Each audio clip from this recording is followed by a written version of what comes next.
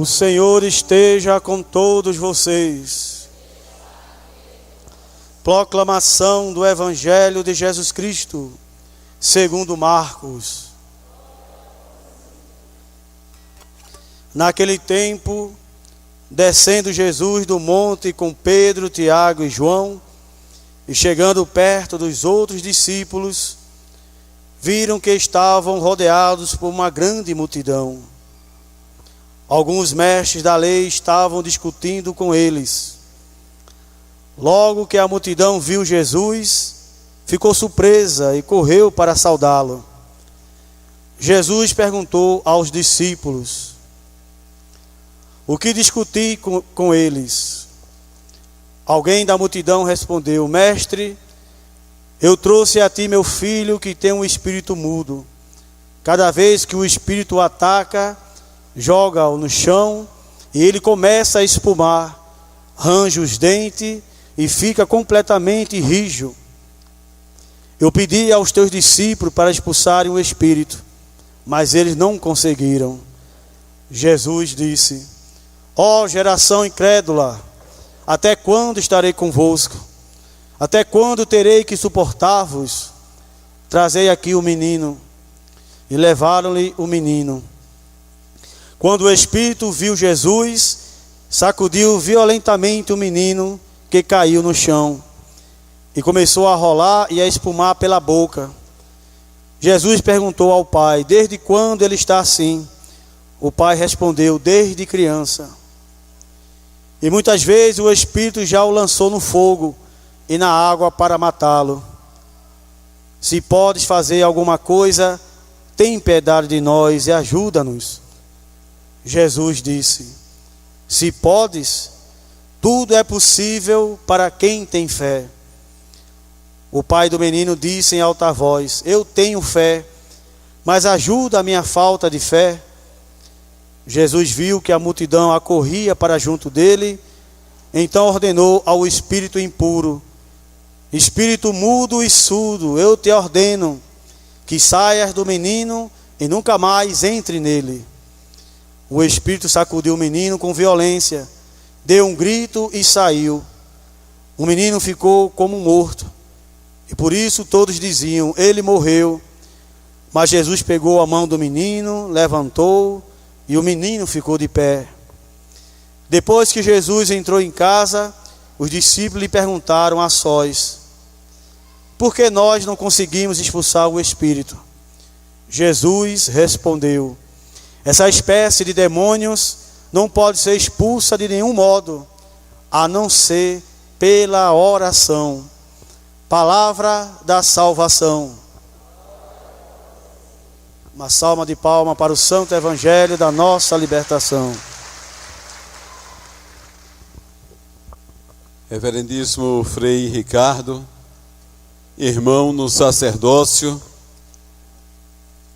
estimada família aqui presente e residente aqui no Brejão, primo, primas, Neide, Luzia, Rosália, Rayane, Vitória, Fernanda, Franciele, Nicolas, também que mora ali em Poços, Viviane, Jussiara, William, em Senhor do Bonfim, Jorge, não, cadê o Jorge? Não está aqui, foi tomar banho. Tony também foi tomar banho, né? Todos sobrinhos. Para mim é uma alegria estar aqui, jovens e adultos, neste evento. Vamos prestar um pouquinho de atenção, a gente, nesse momento, durante a missa, a gente não bebe água, não tem necessidade nenhuma de estar se distraindo, bebendo água, não é uma caminhada assim, vamos aguentar um pouquinho como sacrifício, tá? A missa dura mais ou menos 1 hora, 59 minutos, então a gente está aqui para, atenção, a gente está aqui para reacender a nossa fé. Reacender, acender de novo. Aquele casal do Evangelho que traz o seu filho lá atormentado pelo demônio, eles dizem: a gente tem fé, um pouquinho. Pronto, aqui nós também passamos por essa situação. E é por isso que a igreja convocou, por inspiração de Deus, este evento para reacender esta chama da fé no coração de cada criança, de cada jovem e de cada adulto. Por isso eu cumprimento você com muita alegria, com muita paz no coração. Eu sou o padre João Zacarias, aqui de Poços. Atualmente trabalho na paróquia São Roque de Serrolândia, mas já tenho 22 anos como padre e a minha ordenação foi aqui em Poços. Motivo de alegria de estarmos com o Senhor nestes dias em que centenas de trios elétricos estão espalhados em todo o nosso Brasil. Mas nós aqui temos o trio superior. Nós temos o trio maior. O trio que é o sentido da nossa vida. O trio que é o sentido da nossa existência. O trio que nos move. O trio que nos sacode. O trio que nos deu uma alma, uma vida, um corpo para glorificá-lo. Pai, Filho e Espírito Santo. O trio que dá sentido à nossa vida nos trouxe aqui. Para quê? Para que eu possa aprender a me relacionar com a Santíssima Trindade a cada dia, com o objetivo maior: ser santo. A liturgia de ontem. Moisés, aquele mediador entre Deus e aquela comunidade, traz o recado de Deus, um recado especial, não para um grupo isolado, porque Deus não tem interesse na salvação apenas de um grupo. Deus tem um interesse na salvação universal. Todos nós somos filhos e filhas. Moisés ouve Deus, está atento ao que Deus fala. E a primeira leitura de ontem diz: Moisés falou a toda a comunidade.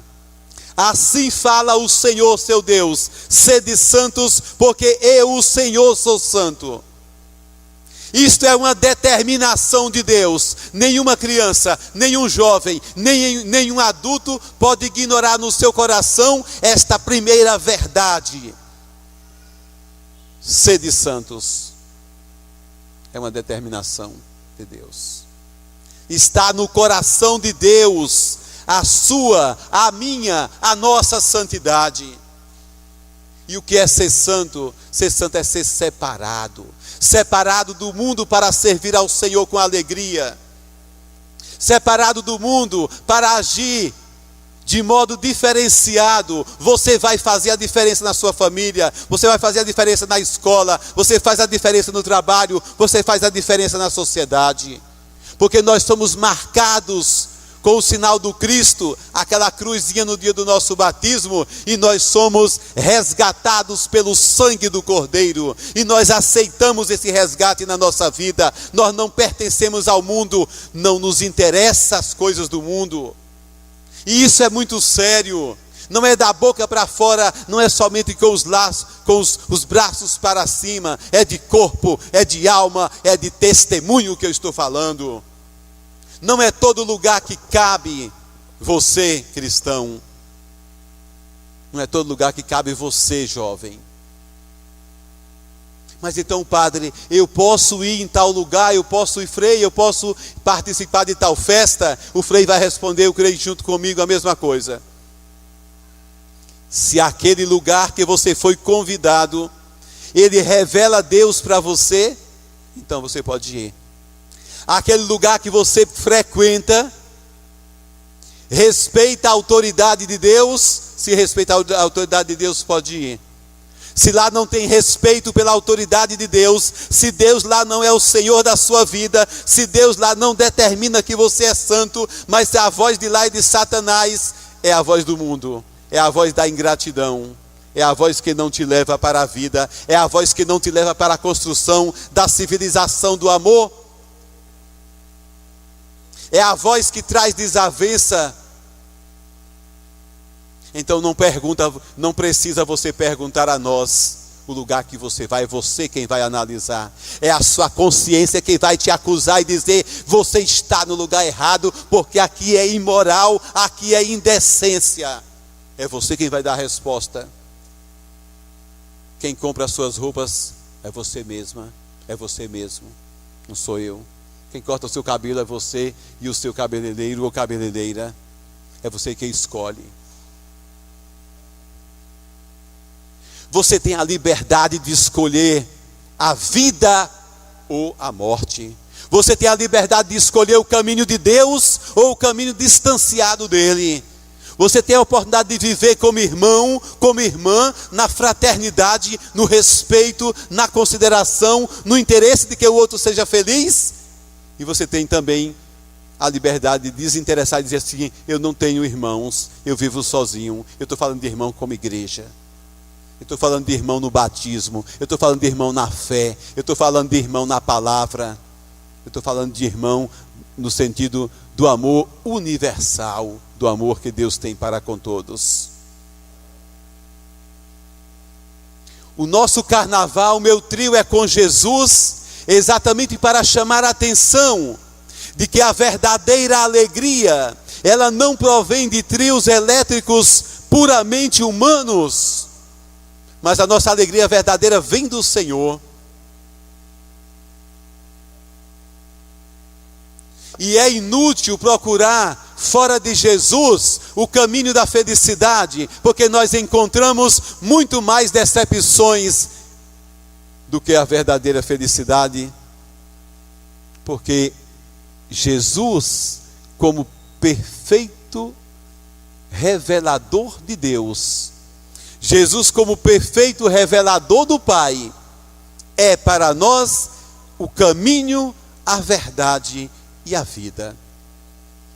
Não podemos contradizer a verdade que Jesus nos apresenta.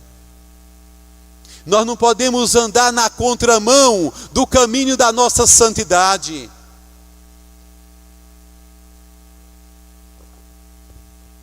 Nós não podemos dar de testa com Jesus, só quando Ele vem nos corrigir. Aí não tem jeito. Porque às vezes a nossa cabecinha é muito dura e é preciso Jesus bater de testa dizendo: você está no caminho errado. Um amigo já lhe disse isso. Uma amiga já lhe falou. Talvez o seu pai lhe alertou. Talvez o seu marido lhe alertou. A sua esposa lhe alertou. E você quis continuar caminhando. Aí Jesus vai ter que vir na contramão. Mas não tenha medo de encontrar Jesus na contramão, porque Ele não vai te desviar do caminho da felicidade.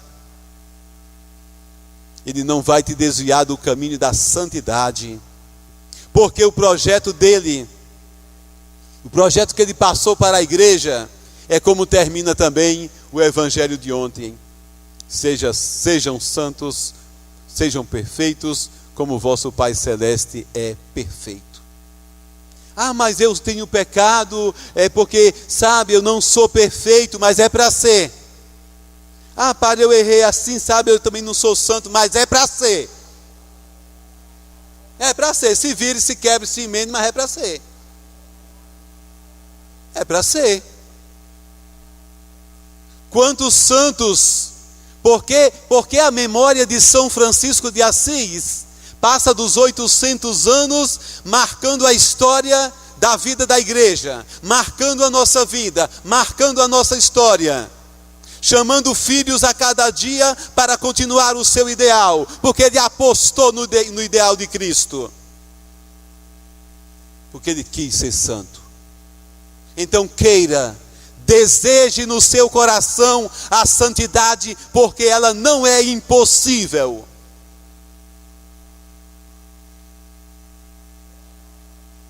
Deseje a santidade no seu coração, porque ela não é impossível.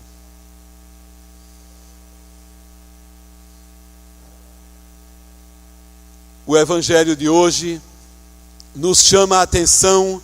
O Evangelho de Marcos, ele está sempre chamando a atenção nossa do relacionamento que Jesus tem com o diabo.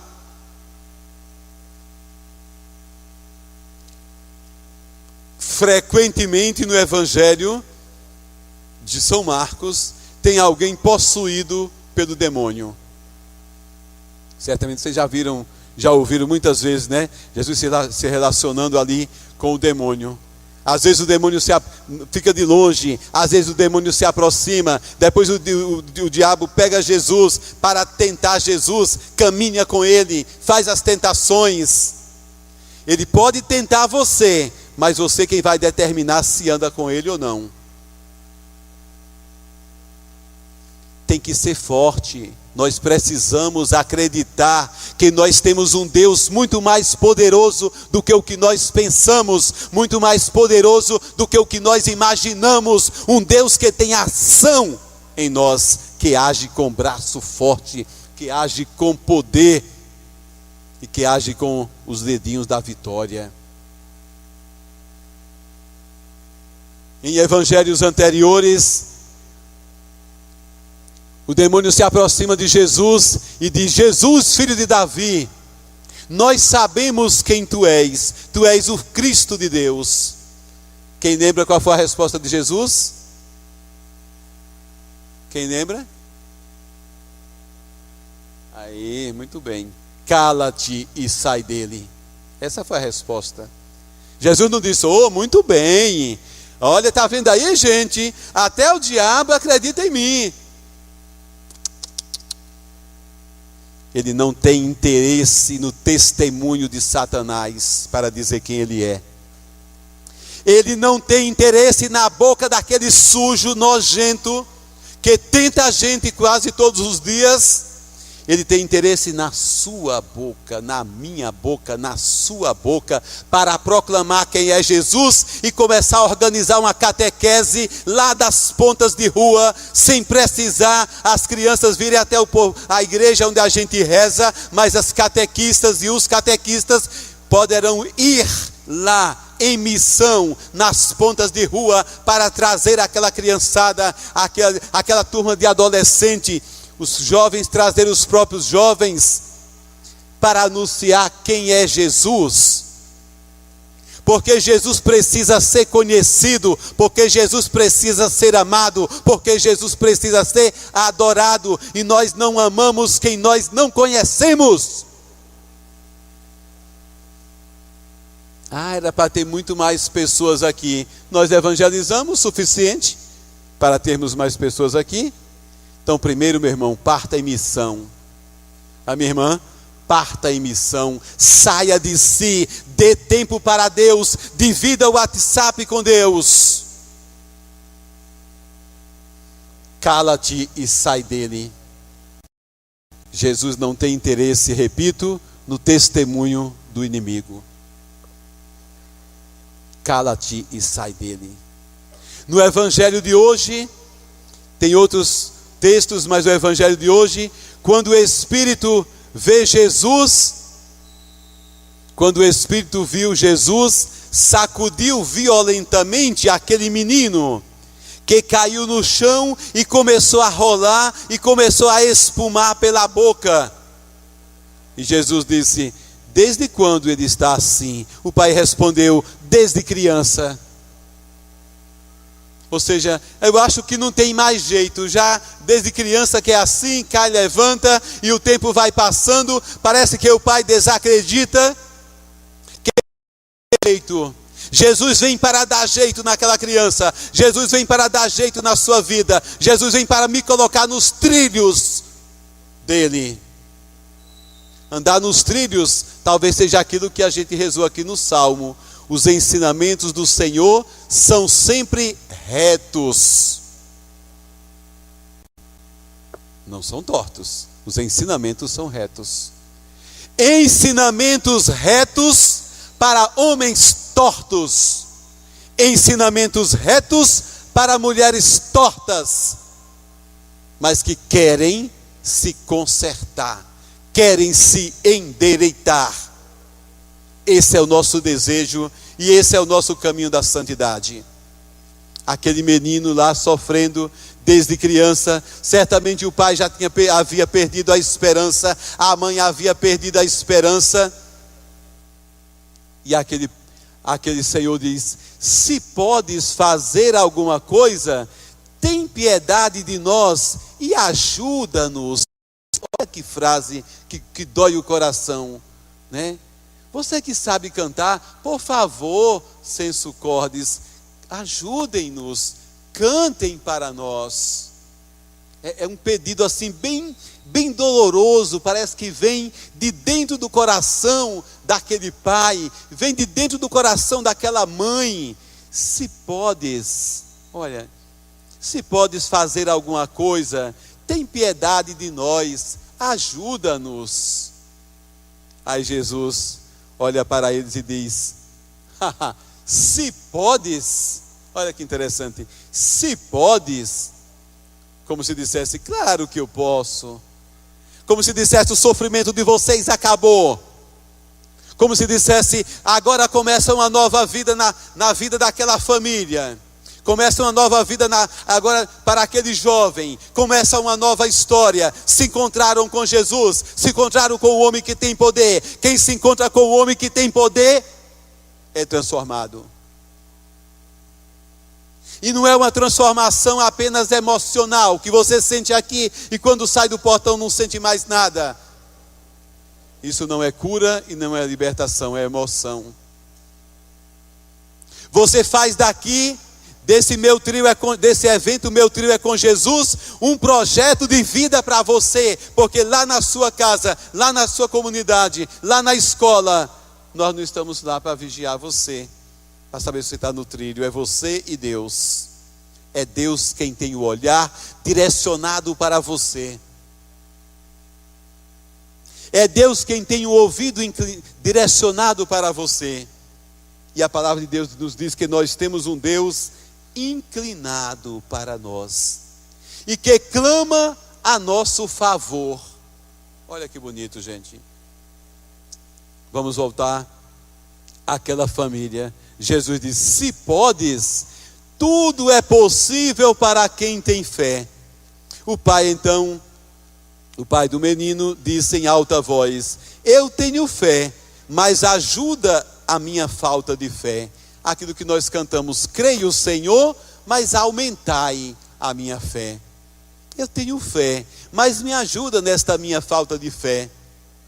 Então ordenou ao espírito impuro, espírito mudo, espírito surdo: eu te ordeno que saias do menino e nunca mais entre nele. Aqui é autoridade, aqui é poder. Eu te ordeno. Só ordena quem tem autoridade. O Senhor é juiz, o Senhor é exorcizador, o Senhor é todo poderoso, o Senhor quebra o inimigo, o Senhor quebra o teu pensamento negativo, o Senhor quebra a tua enfermidade. E é preciso acreditar nisso. Tomem posse desta verdade. Quando estiverem sendo tentados por determinados pensamentos que não lhe levam para Deus, que não ajudam no seu caminho de santidade, chegue no seu quintal sozinho e diga: Senhor, pode quebrar, nem que doa em mim, pode quebrar. Tenha coragem de mandar Jesus rachar a sua vida com uma boa vara de quebra-facão, aquele que é difícil de quebrar. Deixa Jesus te dar uma surra com a vara boa de quebra-facão, porque depois Ele sabe curar as tuas feridas. Confia nele. Pega a palavra de Deus, a minha cabeça, eu não sei para onde ir, eu estou confuso, eu não sei se eu subo, eu não sei se eu desço. O Senhor sabe. Ele sabe se você precisa descer agora, Ele sabe se você precisa subir agora, mas você precisa entrar numa atitude de confiança no Senhor, de entrar nos trilhos do Senhor. Saia do menino, nunca mais entre nele. O Espírito sacudiu o menino com violência, porque o diabo é ousado, deu um grande grito e saiu. E o menino ficou como morto. Aquele menino agora parecia morto. O povo começou a dizer que ele tinha morrido. Aquele menino precisava do toque de Deus. O menino não precisava do toque de Satanás. Você não precisa do toque do demônio na sua vida. Você não precisa da mentira. Você não precisa da falsidade. Você não precisa da calúnia. Você não precisa da maldição. Você precisa do toque de Deus na sua vida. O menino ficou como morto. E todos diziam: ele morreu. Mas Jesus pegou o menino pela mão, ou pegou a mão do menino, levantou, e o menino ficou de pé. O que significa você ficar de pé para aclamar o Evangelho? Porque você diz: eu estou pronto. Quem está de pé está disponível para andar, disponível para partir em missão. Por isso a gente ouve a palavra do Senhor de pé e ninguém tem a preguiça de levantar. Uma hora senta, outra hora levanta. Cada momento, cada macaco no seu galho. Cada momento tem um significado. E na hora do Evangelho você vai ficar de pé sim. Porque o Senhor está dizendo: eu preciso de você. E você diz: eu estou aqui. Aquele menino ficou de pé, à disposição de Jesus. Certamente aquela criança não estava entendendo nada do que estava acontecendo. Ficou de pé. E dali Jesus agora dá uma nova direção àquele menino. Concluo.